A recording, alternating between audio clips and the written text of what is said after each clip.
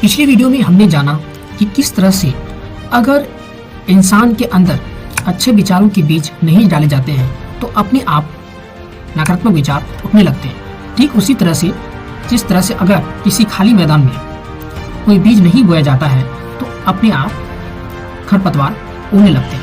इसीलिए जरूरी है कि इंसान अपने अंदर अच्छे विचारों के बीज डाले, तभी वह जीवन में सफल बन सकता है। और इसके लिए जरूरी है कि हम अपने मन को नियंत्रित करें। और अपने मन को नियंत्रित करने के लिए मैं कुछ ऐसे टिप्स एंड ट्रिक्स प्रिंसिपल बताने वाला हूं जिससे आप अपने मन को नियंत्रित कर सकते हैं।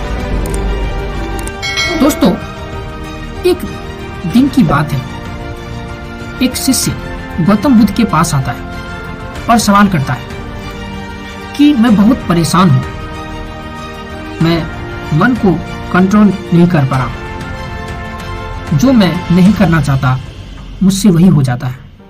मेरे अंदर बहुत सारे गलत विचार चलते रहते हैं और जितना मैं उसे रोकने की कोशिश करता हूं और ज्यादा चलने लगते हैं। तब गौतम बुद्ध उसे एक नहर के पास ले गए और उस शिष्य से कहा कि इस नहर को बांध लगाकर रोकने की कोशिश करो। शिष्य अपने गुरु के आज्ञा अनुसार नहर के बीचों बीच बांध लगाने लगता है और जब वह बांध लगा रहा था बार बार उसका बांध टूट रहा था। जब वह बांध लगा रहा था तब टूट रहा था। तब परेशान होकर शिष्य गौतम बुद्ध से कहता है कि ये बांध तो बार बार टूट रहा है, बांध लगाना यहाँ असंभव है। तब गौतम बुद्ध कहते हैं कि इस नहर को दूसरी दिशा में मोड़ दो, मोड़ने के बाद तब बांध लगाओ।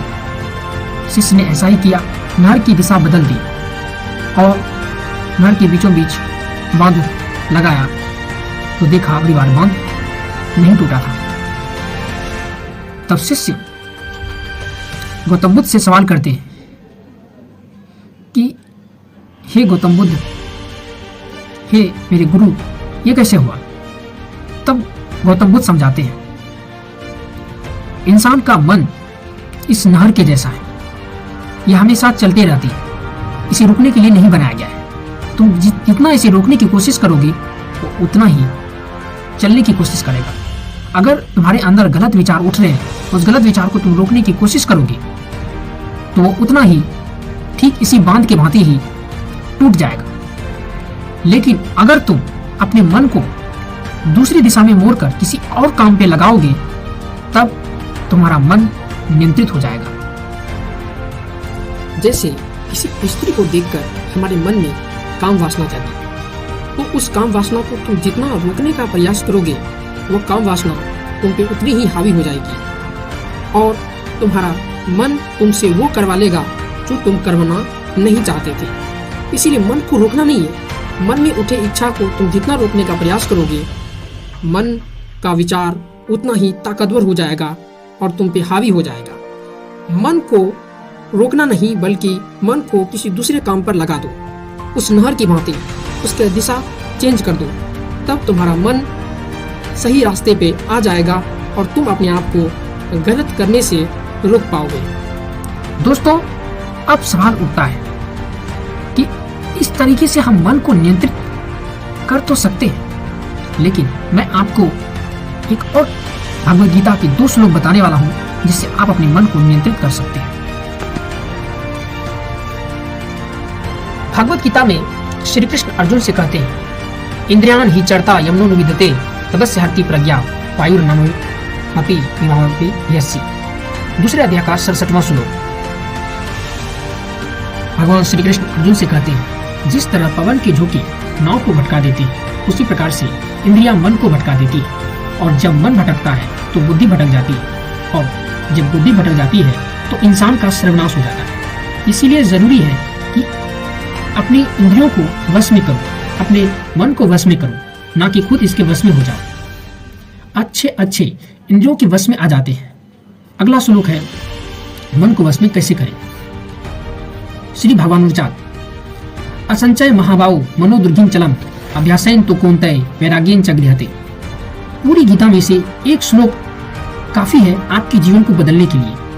तब अर्जुन ने कहा, जिस तरह पवन नाव को भटका देती है और पवन को रोकना तो मुश्किल है, असंभव है, उसी प्रकार से इंद्रियों को कंट्रोल करना भी तो असंभव है। तब श्री कृष्ण कहते हैं, तुम बिल्कुल सही कह रहे हो कि इंद्रियों को वश में करना मुश्किल है, लेकिन यह असंभव नहीं है। इसे दो धारी तलवार से वश में किया जा सकता है।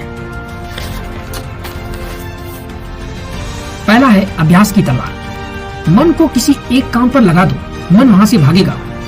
मन को पकड़ो, फिर उसी कार्य पर लगाओ, मन वहां फिर से भागेगा। फिर उसे पकड़ो, फिर उसी काम पे लगाओ। ऐसा बार बार करो, तब मन सही रास्ते पे आ जाए। मन जब जब भटके तब मन को एक काम पर लगाओ, भटकेगा, फिर पकड़ो, फिर उसी काम पे लगाओ। ऐसा बार बार करके अपने मन को तुम कंट्रोल में कर सकते हो और तुम्हारा मन तुम्हारा बात मानने लगेगा। याद रखो, हमारा शरीर एक रथ की भांति है और उस रथ में बैठा हुआ जो मालिक है वो हमारी आत्मा है और जो रथ को चला रहा है वो हमारा मन है। मन वासना के चपेट में आकर वासना के पीछे दौड़ाता रहता है, लेकिन ऐसा तब तक हो सकता है जब तक कि आत्मा मन को अपने नियंत्रण में ना लाए। और मन को तुम आदेश दो तो मन तुम्हारा अलग दिशा में मुड़ जाएगा।